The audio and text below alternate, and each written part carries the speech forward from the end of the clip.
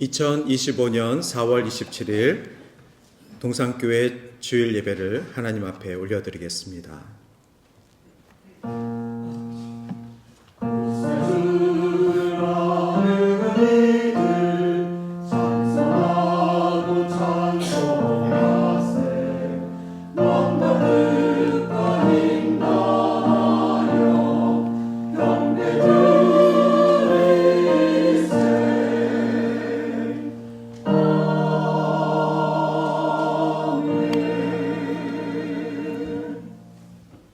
예수께서 이르시되 너는 나를 본고로 믿느냐 보지 못하고 믿는 자들은 복되도다 하시니라. 이날은 여호와께서 정하신 것이라 이날에 우리가 즐거워하고 기뻐하리로다. 살아계신 하나님, 부활의 기쁨이 식지 않은 이날에 우리를 다시금 주의 전에 불러주심을 감사합니다. 의심 많은 도마처럼 주님의 손과 옆구리를 만지고 주는 나의 주 나의 하나님이라 고백하였듯이 우리 또한 오늘 이 시간 믿음으로 주님을 만나게 하여 주시옵소서. 보지 않고 믿는 자가 복되다 하신 주님의 말씀을 기억하며 이 시간 우리 안에 참된 부활의 신앙이 살아나기를 소망합니다. 예배를 통하여서 우리 안에 의심이 떠나가게 하여 주시고 주님의 평안이 임하게 하여 주시옵소서. 예수님의 이름으로 기도드립니다. 아멘. 주님께서 십자가에 달리사 화목제물이 되셔서 우리들을 구속하여 주심을 감사드립니다. 말로 다 표현할 수 없는 구원의 기쁨을 허락하신 주님, 저희가 주님의 사랑을 깨닫고 주님을 위해 쓰임받게 하시고 또 우리에게 맡겨진 사명을 잘 감당하게 하여 주시옵소서. 이 시간 우리의 심령 속에 부활하신 주님께서 함께 하시사 넘치는 감사와 기쁨으로 주님께 경배하게 하여 주시옵소서. 봄이 오면 온 땅에 새로운 변화가 있듯이 우리의 신앙도 새롭게 변화되게 하여 주시고 우리의 심령에 복음의 꽃이 활짝 피어나게 하여 주시옵소서. 예배를 드릴 때나 가정에서나 그리고 사회생활을 함에 있어서도 열심을 다하게 하여 주시고 우리가 가지고 있는 꿈과 비전을 주님의 은혜 가운데 이루어가게 인도하여 주시옵소서. 주님께서 우리의 목자가 되셔서 날마다 우리의 삶을 인도하여 주시옵소서. 주님은 우리의 치료자이시며 구원자이심을 고백합니다. 우리의 영과 육체에 병든 모든 부분을 주님의 보혈로 깨끗하게 하사 새로운 기쁨을 누리며 살아가게 하여 주시옵소서. 믿음이 연약한 성도들에겐 강하고 담대한 믿음을 허락하여 주시고 병들고 고통받는 성도들에겐 주님의 손길을 통하여 회복되는 역사를 체험하게 하여 주시옵소서. 우리의 모든 허물과 죄악을 성령의 은혜로 태우셔서 세상의 모든 헛된 욕심을 버리고 오직 주님의 십자가만을 자랑하게 하여 주시옵소서. 모든 주의 자녀들에게 기쁨과 평안이 가득하게 축복하여 주시고 서로 사랑하며 살게 하여 주시옵소서. 또한 아직도 주님을 알지 못하고 죄악 가운데 방황하고 있는 이들을 불쌍히 여기시고 그들에게 구원의 복된 소식을 전할 수 있는 믿음을 저희들에게 허락하여 주시옵소서. 그리하여 구원받는 이들이 날로 늘어나게 하시고 주의 나라가 확장되는 역사가 있게 하여 주시옵소서. 이 시간 담임 목사님을 통하여 귀한 주님의 말씀을 듣습니다. 선포되는 말씀에 권세를 더하시고 능력으로 붙들어 주셔서 이 자리에 참석한 모든 성도들이 주님의 음성을 듣고 은혜의 기쁨을 가지고 돌아갈 수 있게 인도하여 주시옵소서. 정성을 다해 준비한 찬양대의 찬양을 기쁘게 받아주시고 찬양대원 한 사람 한 사람마다 믿음과 재능을 더하여 주셔서 귀한 직분을 감당하기에 부족함이 없게 하여 주시옵소서. 예배를 위해 교회를 위해 수고하는 모든 손길들을 기쁘게 받아주시고 항상 감사와 기쁨이 충만한 삶이 되게 인도하여 주시옵소서. 어린이들을 지도하시는 교사들에게도 지혜와 능력을 더하여 주셔서 어린이들이 믿음의 자녀로 성장할 수 있도록 축복하여 주시옵소서.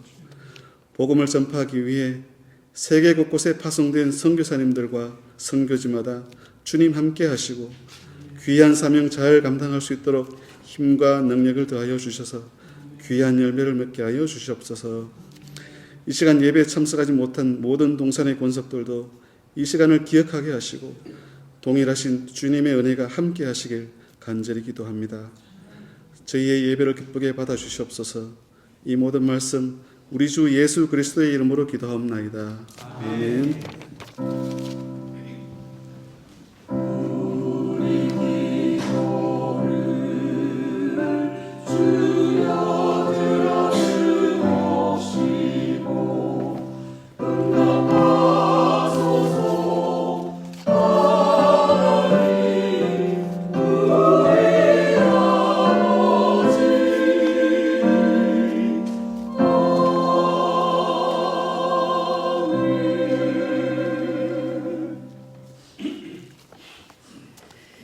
오늘의 말씀은 사도행전 9장 36절에서 43절입니다.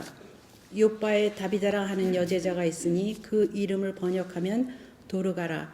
선행과 구제하는 일이 심히 많더니 그때 병들어 죽음에 시체를 씻어 다락에 누이니라. 룻다가 요빠에서 가까운지라. 제자들이 베드로가 거기 있음을 듣고 두 사람을 보내어 지체 말고 와 달라고 간청하여 베드로가 일어나 그들과 함께 가서 이르매 그들이 데리고 다락방에 올라가니 모든 과부가 베드로 곁에 서서 울며 도르가가 그들과 함께 있을 때에 지은 속옷과 겉옷을 다 내 보이거늘 베드로가 사람을 다 내 보내고 무릎을 꿇고 기도하고 돌이켜 시체를 향하여 이르되 다비다야 일어나라 하니 그가 눈을 떠 베드로를 보고 일어나 앉는지라. 베드로가 손을 내밀어 일으키고 성도들과 과부들을 불러들여 그가 살아난 것을 보이니 온 요파 사람이 알고 많은 사람이 주를 믿더라. 베드로가 요파에 여러 날 있어 시몬이라 하는 무두장의 집에서 머무니라. 이는 하나님의 말씀입니다.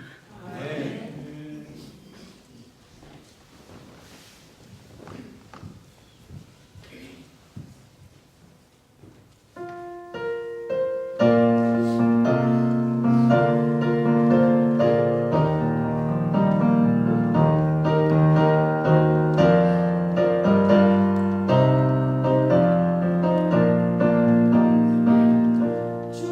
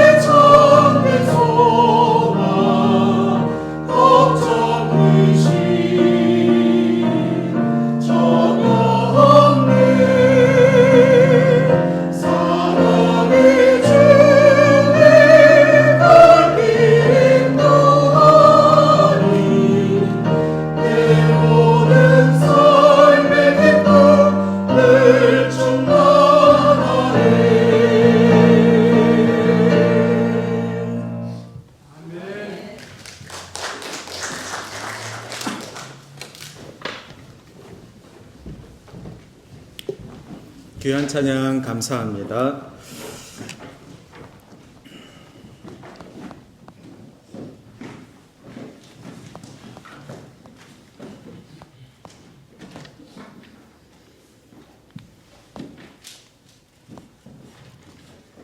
네, 오늘은 삶으로 전하는 복음이라는 제목으로 부활절 후 첫째 주 주일 예배 말씀을 함께 은혜로 나누고자 합니다.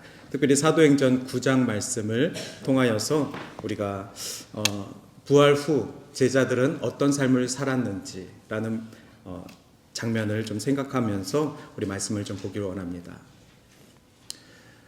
제가 전도사 때 읽으면서 굉장히 충격을 받았던 책입니다. 이름은 세이비어 교회라는 책인데 그림 표지도 뭐 이렇게 예쁘게 생겨서 그 당시 이 세이비어 교회를 읽으면서 그렇게 뭐 충격적인 일은 없을 것이다 라는 생각으로 어떤 교회일까 라고 이렇게 책을 읽었던 기억이 있습니다. 이 그림에 지금 나타난 그 목사님은 이름이 고든 코스비라는 목사님이신데 워싱턴 DC에 이 세이비어 교회를 1947년도에 개척을 하셨습니다. 그런데 이제 그 당시에 개척을 하시면서 지금 현재 교회와 비교해도 굉장히 다른 목회 철학을 갖고 계셨습니다. 뭐 예를 들어서 교회를 개척하고 교회 인원이 100명이 넘으면 안 된다. 그래서 주변에 사람들이 계속 몰려들으면 교회를 계속해서 나눴습니다. 그리고 최종적으로 30년 목회하시고 교회가 10군데로 다 흩어져서 현재는 해체된 교회입니다. 물론 해체라는 말이 우스울 정도로 그 교회가 이제 작은 교회로 계속해서 분화된 것입니다. 그리고 사역하시는 내내도 전 교인이 우리 교회에 다니는 전 교인이 모두 다 예배하고 나서는 사회 봉사를 해야 한다라고 해서 워싱턴 DC에 있는 노숙자들 그리고 뭐 여성들 그리고 저소득층 사람들을 위해서 여러 단체들을 만들어서 그 교인들이 그 사역들을 감당하고 나중에는 그 단체들이 나중에 정식 단체 자선단체들이 돼서 선교 역할도 하고 또 자선단체 역할도 하고 교회가 사회 속에서 도울 수 있는 많은 역할들을 합니다. 그래서 지금 보여지는 그림 교회 앞에 그 여러 가지 간판들이 있는데 뭐 예를 들면은 노숙인을 위한 의료센터는 크라이스트 하우스라는 이름으로 지금 현재도 운영 중이고 지역 주민을 위해서 뭐 카페 공간, 도서관 공간, 포토스 하우스가 있고 그리고 저소득층을 위해서 아파트를 렌트해 주는 사업을 하는 주빌리 하우징도 있고 여성 복지나 또 노숙인을 지원하는 여러 가지 일들을 하셨습니다. 여기까지 보면은 이 책을 읽으면서 그렇게 큰 감동까지 받을 충격까지 받을 일은 아닙니다. 많은 교회들이 해외 선교도 하고 있고 또 사회봉사들도 지금 현재도 다 하고 있기 때문에 그렇게 큰 충격까지는 없었습니다. 그런데 어느 한 챕터에 저에게 이런 그 글을 읽으면서 이런 충격이 있었는데 뭐였냐면 이 목사님이 자신의 교회가 있는 그 블럭 우리 교회로 따지면 킬하고 윌슨 그리고 옆으로 가면 제인이 있고 그리고 위로 가면 셰퍼드가 있죠. 이 구역을 한 블럭이라고 했을 때 우리 교회 이 세이비어 교회가 위치한 그 교회가 위치한 그 블럭의 모든 사람들에게 전도를 하자.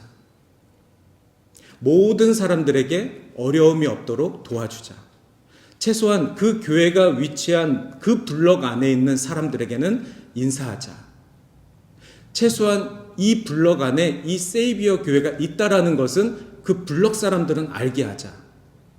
이런 마인드로 큰 교회 필요 없다. 우리가 많은 사역할 필요 없다. 최소한 내가 위치한 이 블럭 안에서만큼은 교회답게 살자.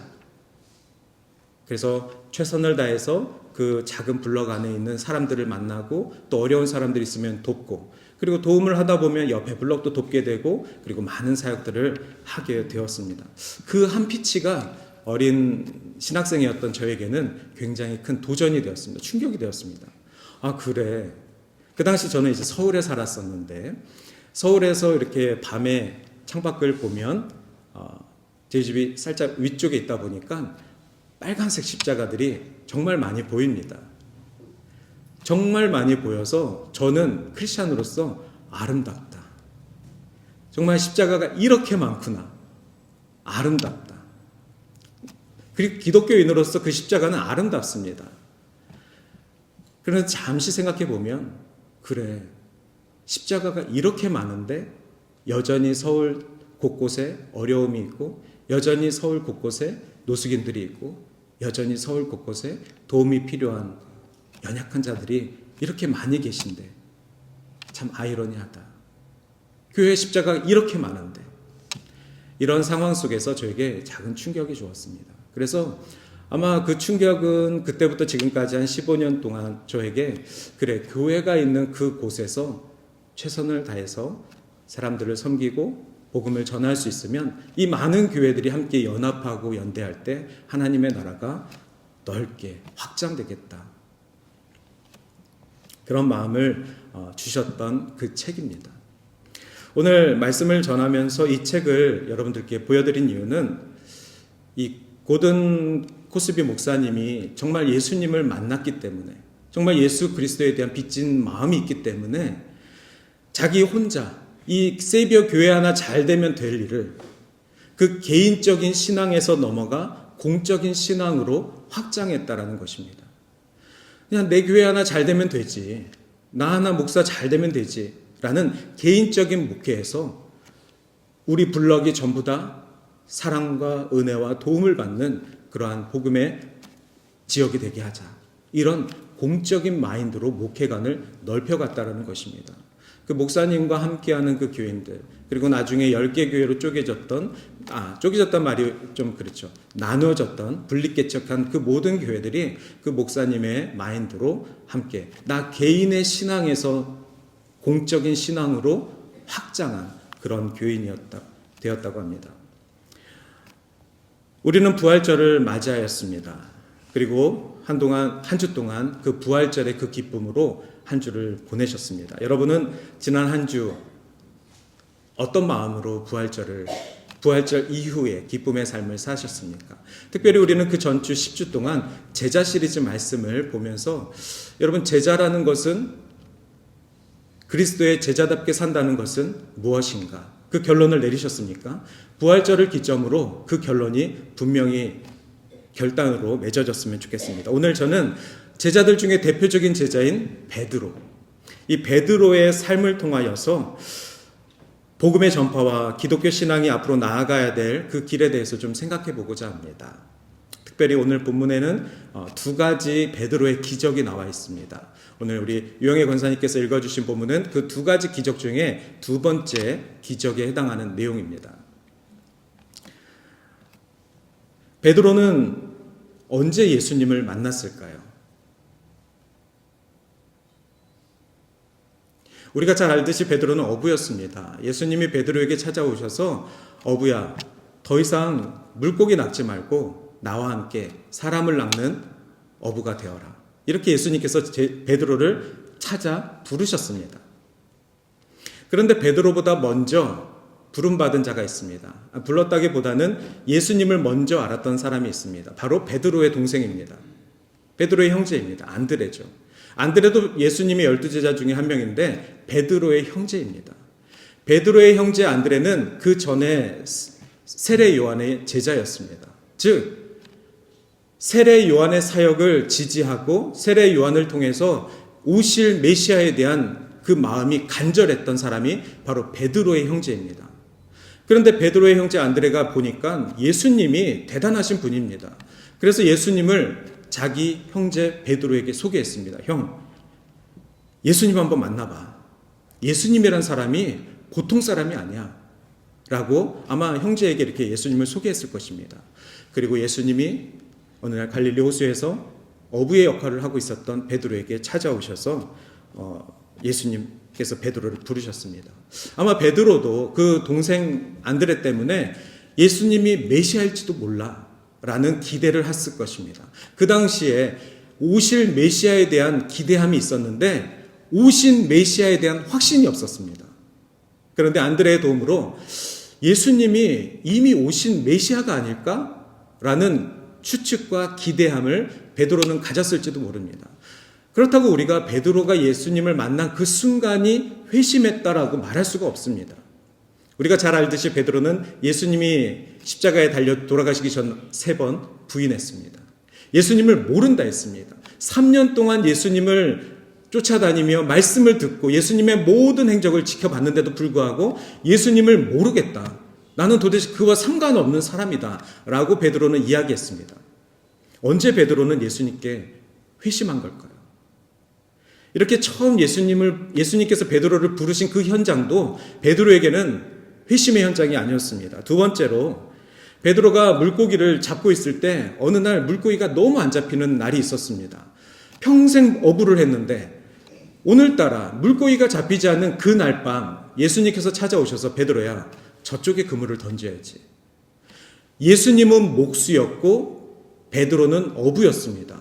목수가 어부 보고 저쪽에다 그물을 던져야지 라고 말하면 베드로는 자존심 상했을 것입니다.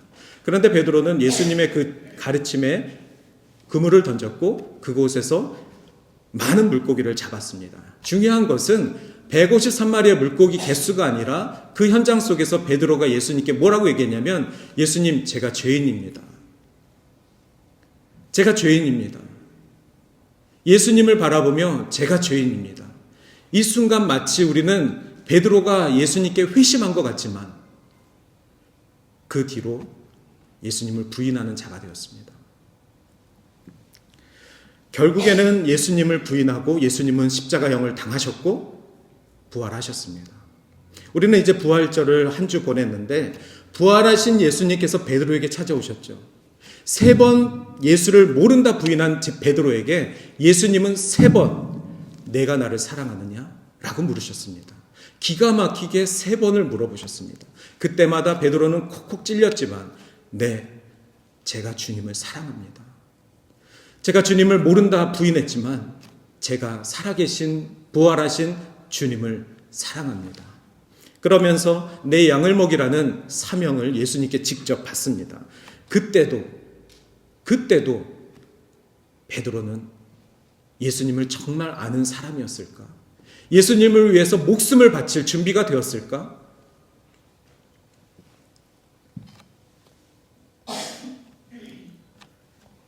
처음에 예수님을 메시아로 추측하고 메시아일지 몰라. 우리 이스라엘이 그토록 기다리던 메시아일지 몰라. 그러나 그 메시아가 죽으면 안 되는데 저렇게 처참하게 십자가형을 당하면 안 되는데 십자가형을 당할 수도 있는 그 메시아를 바라보며 내가 틀렸구나. 메시아는 죽으면 안 되는 건데 메시아는 저렇게 비참하면 안 되는 건데 내가 상상한 메시아는 그런 사람이 아닌데 십자가에 계신 저분은 내가 3년 헛고생했구나. 아마 이렇게 예수님의 십자가 앞에 머뭇거린 신앙이었을지 모르겠습니다. 그러나 부활하신 예수님을 다시 만난 베드로는 그 전 베드로와 전혀 달랐습니다.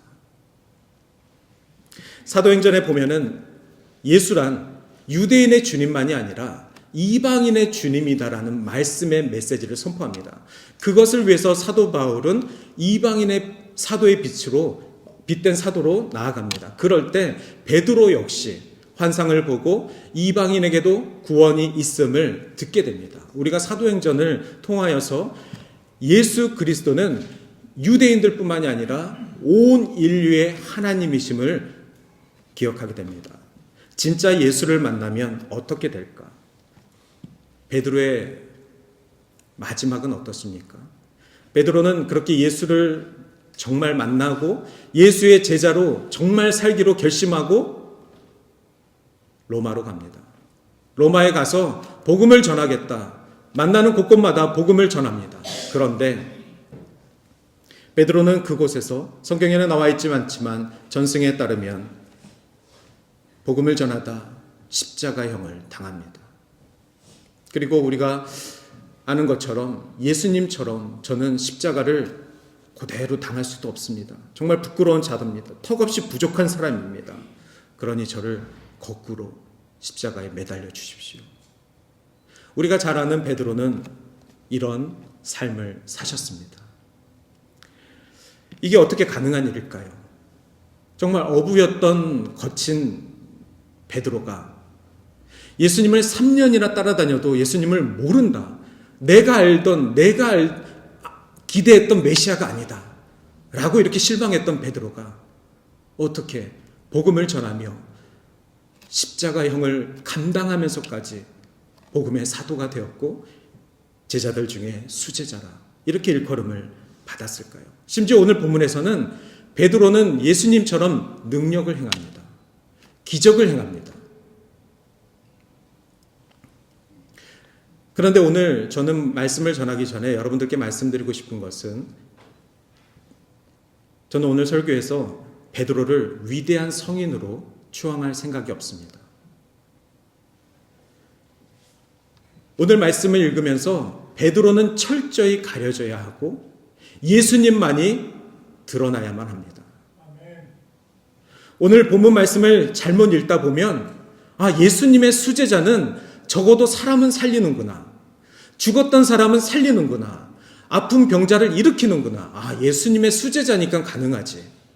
이렇게 예수님의 수제자와 우리와의 관계를 멀찌감치 떨어뜨려 놓습니다.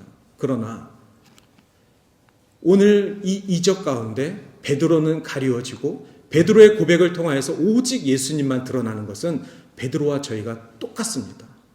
우리의 신앙 가운데 우리가 어떤 대단한 일을 했어도 내 이름이 가리워지고 내 삶 속에서 나의 사역 속에서 내 신앙 가운데 오직 예수 그리스도만이 드러나야 함을 의지적으로 하셔야 합니다.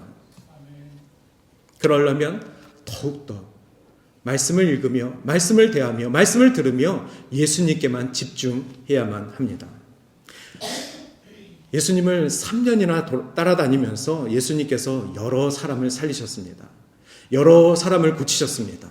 우리가 잘 아는 나사로는 3일 동안 죽었던 시체였던 나사로가 예수님이 나오라 하니까 살아나왔습니다. 나사로뿐만이 아니라 야이로의 딸도 예수님께서 일어나라 하니까 일어났습니다. 나인성 과부의 아들도 예수님께서 살려내셨습니다. 이 모든 현장 가운데 베드로는 지켜봤습니다. 목격자입니다. 그럼에도 불구하고 베드로는 난 예수를 모른다. 저 사람 메시아 아니다. 이렇게 예수님의 이적을 봤음에도 불구하고 진심으로 예수를 알지 못하는 자들은, 진심으로 예수가 하나님이심을 고백하지 않는 자들은 예수를 모른다. 나는 예수와 상관없다. 이렇게 비참한 고백을 하게 됩니다. 그런데 우리가 성경에서 이 나사로와 예수를 비교할 때가 있습니다. 나사로도 3일 동안 죽은 시체가 무덤에서 나왔고 예수님도 3일 동안 죽었다가 무덤에서 나왔을 때 나사로와 예수를 비교할 때가 있습니다. 그런데 결정적으로 다른 것은 나사로는 죽었던 자를 예수가 살린 것이고 예수는 죽었던 자가 스스로 살아난 것입니다. 그래서 예수가 살리신 나사로는 소생한 것이고 스스로 죽음에서 이기신 예수님은 부활하신 것입니다. 우리는 나사로에게 부활했다라고 얘기하지 않습니다.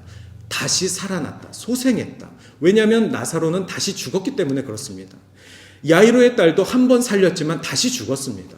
하지만 예수 그리스도는 부활하시고 지금까지 살아 역사하시는 우리의 하나님이신 줄 믿습니다. 그것이 부활 신앙이고 그것이 크리스찬의 기본적인 믿음입니다. 예수는 부활하시고 스스로 죽음을 깨고 일으켜서서 지금도 살아계신 나의 하나님이십니다. 그렇다면 우리 신앙의 길은 너무나도 분명합니다. 지금도 살아계신 예수님이, 죽음을 이기신 예수님이 나와 함께 하신다면 우리의 말이 함부로 해서는 안 됩니다. 믿는 자의 말이 다른 사람에게 가시가 돼서는 안 됩니다. 우리 믿는 자의 말들이 복음을 회방해서는 안 됩니다. 하나님의 영광을 가리우지 않는 말들이 바로 믿는 자의 말입니다. 왜죠? 지금도 내 옆에, 내 안에, 내 앞에, 내 뒤에 우리와 함께 살아계신 하나님이심을 내가 믿기 때문에 그렇습니다. 그런 자만이 바로 제자입니다. 그런 자만이 베드로처럼 이적을 행할 수 있습니다. 오늘 저는 두 가지 베드로의 기적을 말씀드릴 텐데 오늘 읽어주신 본문은 두 번째 본문입니다. 그 전에 32절에서 35절에는 첫 번째 기적이 나와 있는데 8년 된 중풍병자가 있습니다. 이름은 애니아라고 합니다. 8년 동안 중풍병으로 누워있던 애니아라는 가엾은 여인을 베드로가 일으킵니다. 마치 중풍병자를 살려내신 예수 그리스도가 행하신 것처럼 동일하게 예수의 제자는 팔년된 중풍병자를 일으킵니다. 오늘 첫 번째 기적 사건으로 우리가 좀 가기를 원하는데, 지금 현재 예수님은 부활하시고 승천하셨습니다. 그리고 오순절 다락방에 제자들이 모였습니다. 성령이 임하셨습니다. 불같은 성령이 임하시고 그곳에 모인 모든 사람들이 성령을 받고 흩어져 복음을 전하는 것이 바로 사도행전의 시작입니다. 아마 베드로도 그러한 상황 속에서 복음 사역을 하는 중이고, 그리고 이제 서쪽으로 계속해서 복음을 전하고 있는 중이었습니다. 오늘 이 장면은 루다라는 지역에 있는데, 이제 예루살렘에서 서쪽으로 지중해 쪽으로 간 지역입니다. 그곳에서 이제 복음을 전할 때 그곳에도 복음을 듣고 살아가는 사람들이 있다라는 것을 알고, 곳곳에서 복음을 듣고 복음으로 살아가려고 하는 예수의 제자들을 신방하고 돕는 사역을 베드로는 하게 됩니다. 아까 제가 초반에 고든 코스피 목사님을 얘기하면서 나 개인의 신앙에서 공적인 신앙으로 확장해야 된다라는 말씀을 드렸습니다. 베드로도 자신의 신앙, 나 한 사람만이 제자의 삶을 살아가는 것이 아니라 많은 자들이 예수를 잘 믿고 많은 자들이 예수를 믿다 박해받고 핍박받는 그 상황 속에서 내가 도움을 줘야 되겠다, 이러한 마음으로 사역을 확장시켜 놓은 것입니다. 로마의 박해는 계속해서 진행되었고, 예수를 죽인 것뿐만이 아니라 그 후에 예수를 믿는 자들은 계속해서 잡혀서 박해를 받는 그 상황 가운데 베드로는 서쪽으로 복음을 전하며 나아갔습니다.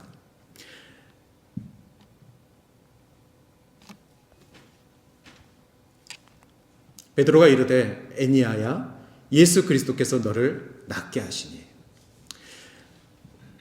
8년 동안 중풍병자로 있었던 에니야를 만나고 그 가정을 방문하여서 에니야에게 이렇게 얘기합니다. 예수 그리스도가 너를 낫게 하시니 일어나 내 자리를 정돈하라.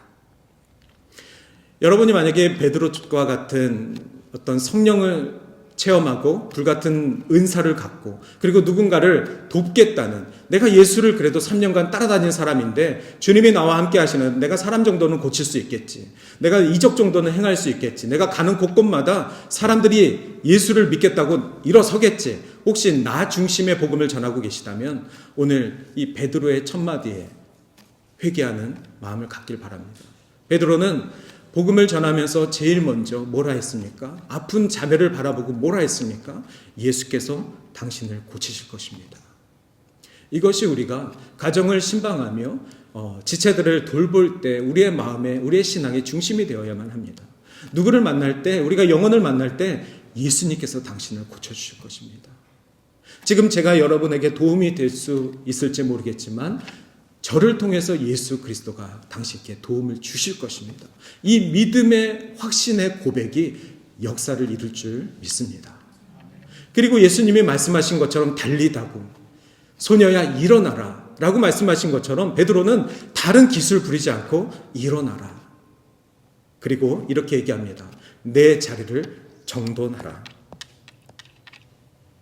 이 정돈하라는 단어는 헬라어로 스트로손이라는 단어입니다. 단순히 그 누워있던 매트를 그냥 치우라 이런 정도가 아니라, 영어 성경에 보니까 roll up your mat로 되어 있고, 헬라어 성경에 보면은 병에서 나았으니 회복되었다라는 단어의 의미를 갖고 있습니다.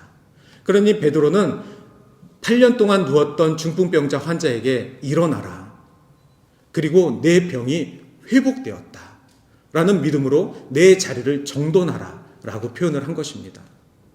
여러분, 지금 베드로의 이 방문과 이 고백은 바로 예수님께서 이 모든 일들의 주인 되시고 예수님이 베드로를 통해서 이 모든 사역을 감당하고 계심을 알게 합니다. 그리고 나서 룻다와 사론에 있는 많은 사람들이 다 그를 보고 주께로 돌아오니라 라고 되어 있습니다. 할렐루야. 베드로의 순종과 진짜 제자의 그 사역 가운데 예수 그리스도의 이름으로 사역의 역사는 일어나고, 그리고 그 현장에 참석했던 많은 자들이 다 예수를 믿더라. 주께 돌아오더라. 이것이 예수의 제자들이 나아가야 할 길이고 우리가 바라봐야 할 믿음의 형제들의 합류입니다.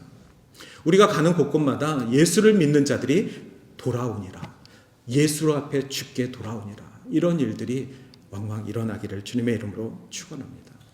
제가 우리 교회 처음 왔을 때 이제 모든 가정들을 신방하면서 우리 김동욱 권사님을 신방하고 그분에게 받은 첫 번째 기도 제목이 있습니다. 그분이 연로하셨을 때 자신을 위해서 기도해달라는 제목보다는 또 토론토에도 믿지 않는 손주들도 있고 자식들도 있고 자식들을 위해서 기도해달라는 제목보다는 제일 처음에 이런 기도를 요청하셨습니다. 목사님, 서울에 제 손녀가 있습니다. 이름은 지선입니다. 제가 쌍둥이 딸이 있습니다. 근데 그 딸 중에 하나는 토론토에 있고 또 다른 딸은 한국에 있습니다. 한국에 있는 쌍둥이 딸이 너무 보고 싶은데 그 딸의 외동딸이 지선이가 지금 누워 있습니다. 벌써 4년째 누워 있습니다. 이름 모를 병에 걸려서 누워 있습니다. 이미 직장 생활도 하고 30이 넘은 장성한 딸입니다. 그런데 갑자기 건강했던 손녀가 모야 병이라는 그 병에 걸려서 누워 있고 아무것도 의식만 있지 아무것도 할 수 없는 그 환자의 상태로 있다는 것입니다. 그리고 그 딸을 돌보는 제 딸이 너무나도 가엾습니다. 그러니 목사님, 저를 위해서 기도해 주실 때 꼭 지선이를 위해서 기도해 주시고 지선이를 위해서 간호하고 있는 제 딸을 위해서 기도해 주십시오. 이게 그분의 첫 번째 기도 제목이었고 지금도 그 토론토에 계신 또 다른 쌍둥이 딸을 방문할 때도 그렇고 또 우리 권사님을 방문할 때도 그렇고 또 전화로 신방할 때도 그렇고 항상 첫 번째 기도는 지선입니다. 벌써 7년째 누워 있습니다. 오늘 이 말씀을 보면서 갑자기 또 지선 자매의 생각이 났습니다. 우리 안에 믿음이 있다면, 우리 안에 베드로와 같은 믿음의 확신이 있다면, 그리고 부활하신 예수 그리스도가 지금도 살아계심을 믿는다면 우리는 왜 베드로처럼 사역하지 못할까? 그 제자들이 가는 곳곳마다 예수 그리스도의 이름으로 낫게 하는 역사가 있는데 우리는 왜 그 역사를 믿지 못하고 선포하지 못할까? 주님은 지금도 살아계심을 우리는 고백합니다. 그리고 그 서울에 있는 그 지선 자매가 곧 자신의 매트를 정리하고 일어날 줄 믿습니다. 그래서 오늘 말씀에 베드로의 기적의 주체는 베드로가 아니라 부활하신 예수님입니다. 이 메시지를 꼭 전하고 싶은 것입니다. 자, 그러면 오늘 말씀 두 번째 기적, 오늘 본문 말씀으로 들어가도록 하겠습니다. 오늘 두 번째 기적은 아픈 사람이 아니라 죽은 사람입니다. 다비다라는 죽은 사람을 베드로가 살려냅니다. 그것이 두 번째 기적의 말씀입니다. 36절에 보니까 욥바라는 지명이 나오는데 루따에서 16km 정도 되는 가까운 지명에 욥바라는 지역이 있습니다. 그 욥바에 다비다라는 여제자가 있으니 그분은 선행과 구제를 심히 많이 하더라 라고 되어 있습니다. 그 다음 내용에 보면은 이 다비다는 이미 죽었습니다. 생각해 보니까 예수님의 12제자는 다 남자들인데 예수님에게 여제자가 있었을까? 근데 왜 성경에는 여제자라고 기록했지? 이런 궁금증이 있어서 영어 성경을 보니까 in Joppa there was a disciple named 타비다라고 되어 있습니다. 아, 제자구나. 영어 성경에는 이 여제자를 그냥 disciple로 되어 있습니다. 한 명의 제자가 있느니 욥바에 예수 그리스도의 한 명의 제자가 있느니 이름은 다비다라. 그거를 헬라어로 말하면 도르가라. 이렇게 부르는 한 여제자가 있습니다. 근데 또 헬라어를 보니까 헬라어에는 여제자라고 되어 있습니다. 여제자라는 뜻은 마세테스라는 단어인데 즉 한글 성경은 헬라어 원문에 있는 여제자라는 말을 그대로 번역한 것이고 영어 성경에는 여자건 남자건 그냥 제자라고만 번역이 되어 있는 것입니다. 제가 강조하고 싶은 것은 무엇이냐면 예수님을 사모하였고 예수님의 그 복음을 들었던 한 명의 여성이, 예수님의 제자의 삶을 살아가겠다고 결단한 한 명의 여성이 선행과 구제를 심히 많이 하고 죽었더라. 이 장면 속에서 말씀을 시작하고 싶은 것입니다. 특별히 지난 주일은 부활절인데 우리가 선행과 구제를 많이 한다 이런 단어를 보면은 캐톨릭이 생각이 납니다. 우리 초대교회는 선행과 구제를 많이 하였습니다. 그리고 지금 구교에서는 선행과 구제를 많이 하면 구원을 받는다라고까지 신학을 갖고 있습니다. 예수 그리스도를 믿으면 구원을 받는다가 아니라 착한 일을 많이 하면, 헌금을 많이 내면, 구제를 많이 하면 구원을 받을 수도 있다라는 그 가르침을 오랫동안 교회가 해왔습니다. 특별히 지난 부활절날 우리는 전 세계 곳곳에서 부활의 예배가 드려졌습니다. 그리고 그 다음 날, 마침 그 다음 날 교황이 돌아가셨습니다. 며칠 동안 편찮으셨던 분이 마침 부활절 다음 날 월요일 새벽에 돌아가셨습니다. 라고 발표를 합니다.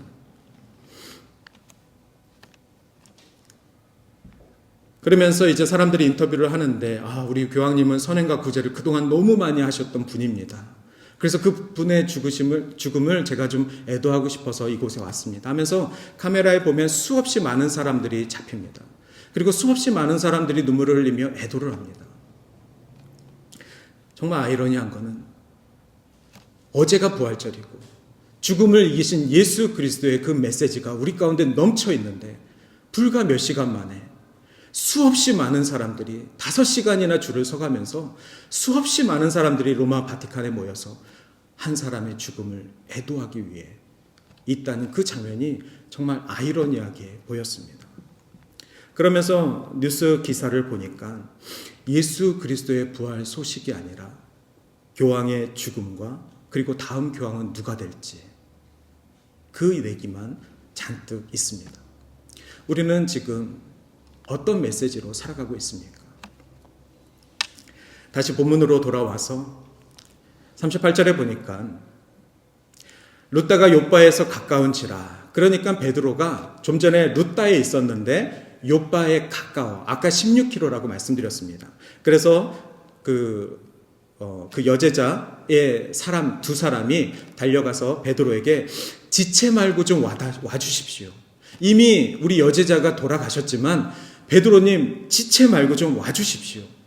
베드로는 정말 지체하지 않고 달려갑니다.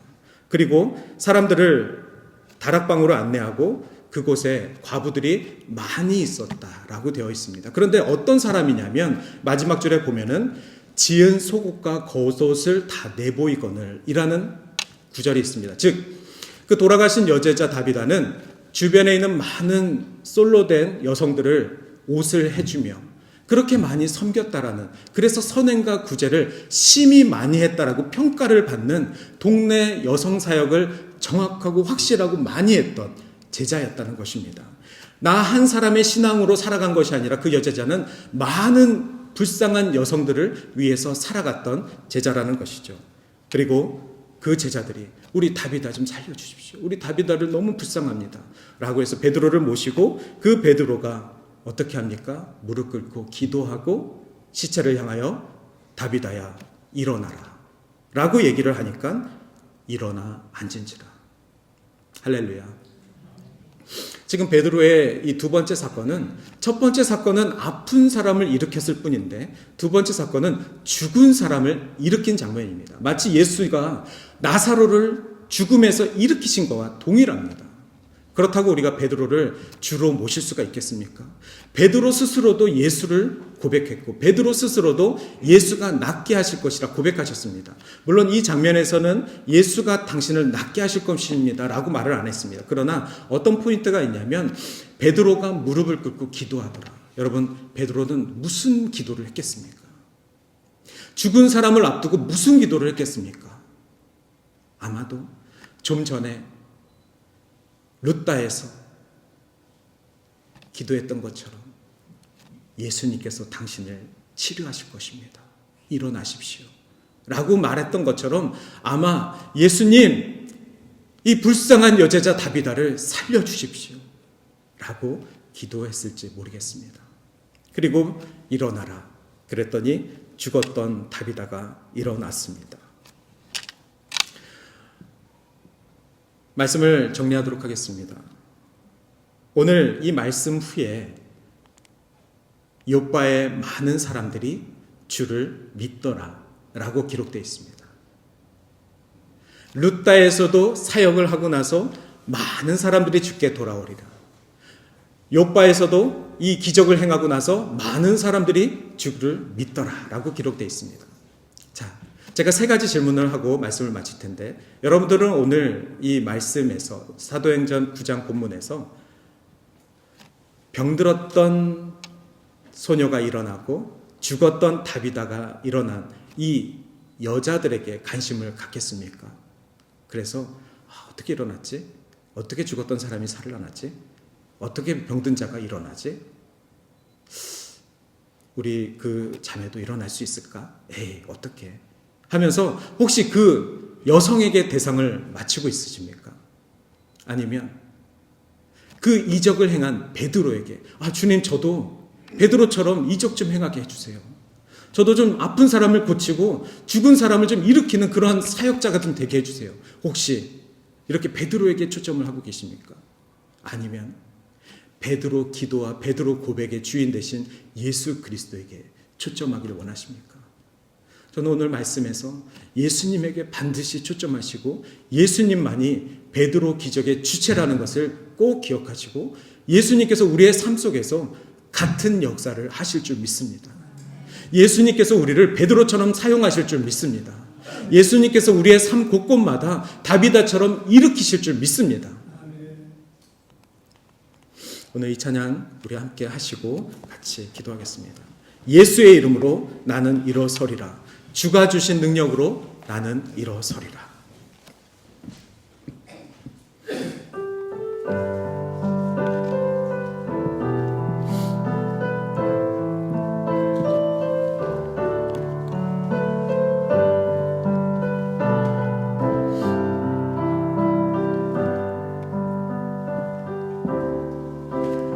예수의 이름으로 나는 일어서리라. 주가 주신 능력으로 나는 일어서리라. 원수가 날 향해 와도 쓰러지지 않으리. 주가 주신 능력으로 주가 주신 능력으로 주가 주신 능력으로 일어서리. 이 시간 제가 대표해서 기도하겠습니다. 사랑이 많으신 하나님, 이 시간 결단하는 심령들이 있는 줄 믿습니다. 오늘도 이 예배 가운데 주의 말씀을 듣고 예수의 이름으로 일어서기를 원하는 간절한 주의 제자들이 있는 줄 믿습니다. 우리가 삶을 포기하지 아니하게 하시고 사명을 저버리지 아니하게 하시고 부활하신 지금도 살아 역사하신 주님을 동행하며 살아갈 수 있도록 주님의 그 이름의 힘을 능력을 믿고 살아갈 수 있도록 인도하여 주시옵소서. 감사드리고 예수님의 이름으로 기도드립니다. 아멘.